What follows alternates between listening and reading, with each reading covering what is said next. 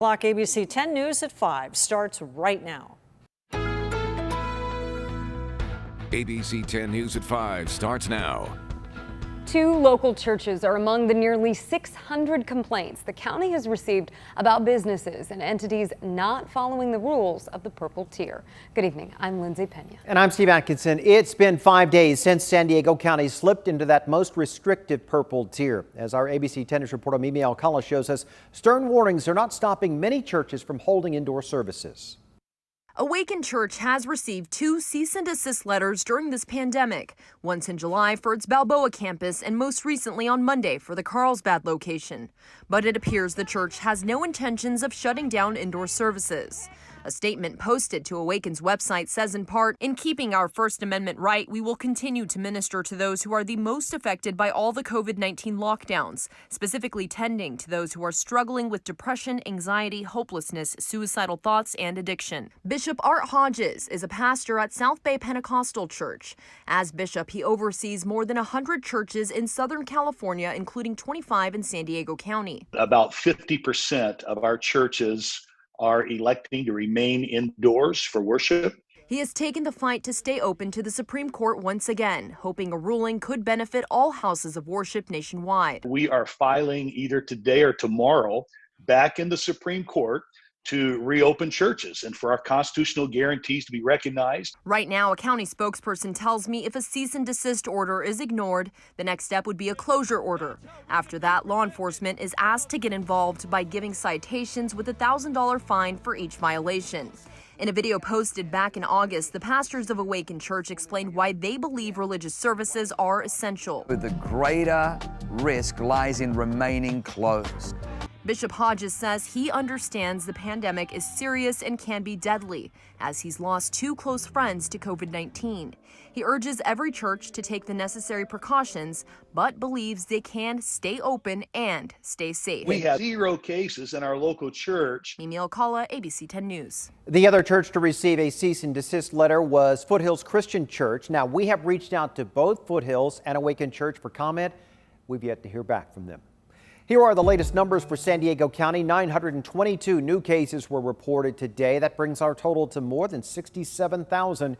And 12 new deaths were also reported today, bringing that total to 945. Tonight, the Carlsbad School Board is expected to vote on the district's in-person plan. It comes as families are protesting to get children back on campus. Elementary students are expected back January 5th. That's when older students are expected to begin hybrid learning. Parents say they're rallying to remind the board of their promises to bring students back to campus. And parents in the Vista Unified School District can choose the learning model for their kids for the rest of the year. This comes after a rise in COVID cases on campus. Parents have until December 4th to re-register. The district opened for in-person learning less than a month ago. There have been 40 COVID cases since students returned. 3 campuses are returning to virtual learning. San Diego State University wants all classes to be held virtually by November 25th. This is how empty and quiet the campus looks after the university announced those plans to go back to online learning, shutting down a majority of their in-person classes. Student Tio says this now puts him in a bind because he needs lab experience. My research depends on real in-person research. I need to operate the machine, which is on campus. SDSU is halting in-person research for freshmen, sophomores, and volunteers. But those who have timely graduation requirements may continue with in-person work on approved critical research projects. The school is also asking students who will return on campus from Thanksgiving break to get a coronavirus test weekly. New York City's mayor says that he is closing schools to try and stop the renewed spread of coronavirus there. More than 250,000 people in the U.S. have now died from COVID, the highest number in the entire world. But as ABC's Rena Roy reports, there is more good news on the vaccine and testing front. Long lines of cars in cities from coast to coast, people waiting to get tested for COVID-19 as the demand for testing soars. I passed the 2-hour mark an hour ago. Labs struggling to keep up, but overnight the FDA approved the first at-home rapid test, which experts say is a step in the right direction. And obviously it's still going to require a prescription, and then we don't know how expensive it's going to be. So there are a lot of challenges, but I think the idea of home tests is terrific. Also a sign of hope, Pfizer's vaccine moving along at lightning speed, with new data showing it's more than 95% effective for all ages, races, and ethnicities. The drug maker expected to request FDA emergency authorization in a matter of days. If we are able to convince 60-70% of people to take the vaccine, we could really get an immunity sufficient to avoid further large outbreaks. The U.S. seeing its highest caseload since the pandemic began, with a 7-day average of 158,000 new infections daily, according to the COVID Tracking Project. New York City's entire public school system, the largest in the country, temporarily shutting down again, beginning Thursday as cases surge, moving exclusively to remote learning instead. The president's testing chief, Admiral Brett Giroir, on MSNBC today, urging Americans everywhere to wear masks and avoid gathering indoors. If we do not do that, we will lose tens of thousands of Americans by the time the vaccine is out and widely distributed. Frontline workers in Nebraska feeling the strain. We have, I think they said 10 COVID units. And one of those is just a place for people to go and pass away, unfortunately. Similar scenes in Oklahoma. Everyone in the whole country is dealing with this, and we have no help. We have no support. With the holidays around the corner, at least 11 states and several major cities have cracked down on virus-related restrictions, hoping to help stop the spread. Rena Roy, ABC News, New York. And now to fears about a second wave of the panic buying and some signs it's already started. Experts are warning that as COVID cases mount, store shelves, they could empty out. Grocers are insisting that food stores are plentiful and that the food supply chain is intact. Some stores are putting limits on the main culprit, paper products and cleaning supplies. One reason for the shortages, according to experts, is people are not shopping as often because of COVID, but when they do, they are buying in larger quantities. And you can follow any new developments on the coronavirus by downloading our free app. Just go to the App Store and search 10 News. I was mad. I was scared. I was ready to cry. I was just yelling at him to stop, stop, stop. An Alpine woman who tested positive for COVID says her quarantine turned into a nightmare when a postal carrier tried to deliver a package. She tells ABC 10 News reporter Michael Chen that she and her dogs were attacked with pepper spray, but from the letter carrier, a different version of events. This past weekend, Tamika got a COVID test after 3 co-workers tested positive. She also tested positive and remains asymptomatic. Since Sunday when I got that, I've been quarantining at home. On Tuesday afternoon, as the mail truck pulled up, her 2 80-pound dogs ran to the front door and started barking. She says that door was open, but the screen door was shut as the postal carrier stood outside at the door with something in his hand. They were just instantly like pawing at their face and backed up, and then they just started acting weird and jumping up and down and like kind of making a whining noise. Tamika believes the postal carrier had used his pepper spray. At that point, Tamika says the dogs jumped on the door and pushed it open. They ran out and she ran after them. Tamika says the letter carrier pepper sprayed toward one dog as it ran off, then turned to the other dog. I just jumped in front of my dog. He wasn't doing anything. He wasn't barking. He was just sitting there. And so I jumped in front of him and he's spraying us. He's yelling. He's just spraying like wildly. Tamika says that went on for about a minute. Seemed like forever. I was mad. I was scared. I was ready to cry. I was just yelling at him to stop, stop, stop. She says he finally did. Her dog's eyes left shut and stinging for hours. Her eyes also ripe with pain. This was not warranted at all. A different version of events coming from the postal carrier. According to a Postal Service spokesperson, he claims he never pepper sprayed through the screen door and only started spraying when both dogs were outside lunging at him. Michael Chen, ABC 10 News. According to the Postal Service, based on the statements collected, they are standing by their postal carrier's version of events. They did apologize for Tamika getting pepper sprayed in that incident. It is a hotly contested proposed development in the South Bay. Today, the Board of Supervisors agreed the Otay Ranch Resort Village project will move forward. ABC 10 News reporter Melissa Macia shows us the controversy over this proposal, prompting state officials to chime in.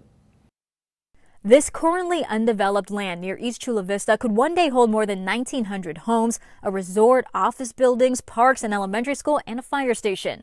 Wednesday, the county supervisors voted 4-1 to move the project forward. Some who live nearby say the Otay Ranch Resort Village is something desperately needed. We must have more housing that is well planned, that is walkable, bikeable, and smart net zero housing, such as this proposal. Supervisor Greg Cox agreed. We're in a housing emergency.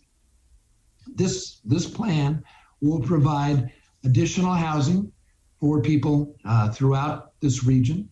But there's opposition too. Dr. Peter Anderson with the Sierra Club said we are in a climate emergency and this project doesn't do enough to address it. The amount of greenhouse gas here is substantial.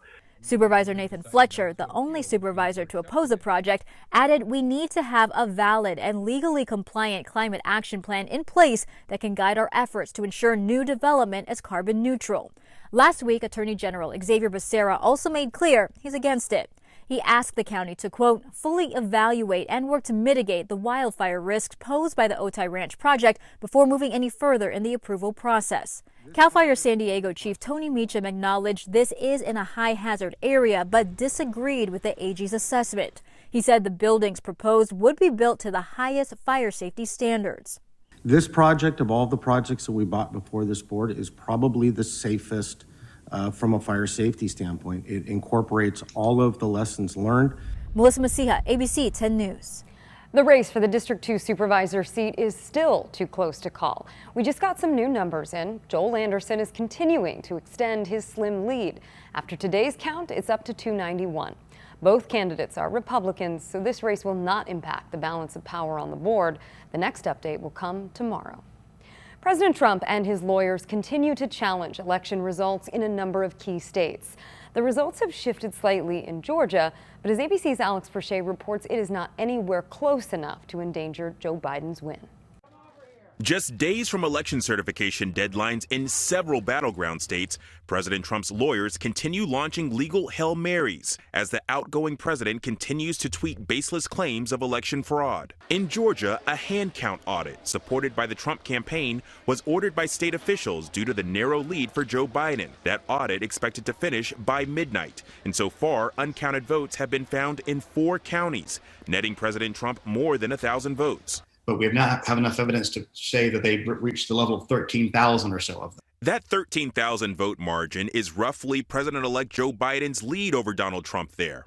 Moreover, Georgia officials insist there's been no evidence of widespread voter fraud, and the untallied ballots were all a result of human error. Today, the Trump campaign's also requesting a recount in Wisconsin, but in just 2 counties that are Democratic strongholds, Milwaukee and Dane, each home to Wisconsin's largest cities, Milwaukee and Madison. In Wisconsin, Biden's lead is roughly 20,000 votes. And in Wayne County, Michigan, the state's largest county and home to Detroit, 2 Republicans on the county's canvassing board tried to block a certification of the vote, which Biden won overwhelmingly, potentially disenfranchising hundreds of thousands of votes cast by people of color. Shame on you! The move quickly condemned by Democrats and the public, but celebrated by Trump attorney Jenna Ellis, who tweeted, "If the state board follows suit, the Republican state legislator will select the electors. Huge win for Donald Trump." Later, those canvass members did an about-face and unanimously certified the election results. The Trump campaign might not be winning much in actual court, but they appear to have some traction in the court of public opinion, at least amongst Republicans. A new Monmouth University poll found that only 18% believe that Joe Biden won fair and square, and 70% believe that Biden won because of voter fraud. Alex Perche, ABC News, Washington. Padres Executive Chairman Ron Fowler is stepping down but is not leaving the team. General partner and lead investor Peter Seidler is now moving into the role as executive chairman. Seidler has been the team's general partner since 2012. The Padres say that Fowler will move into the advisory role of vice chairman. In a statement today, Fowler said in part, "I feel we are well positioned for Peter to continue the process and deliver a World Series championship to the city of San Diego."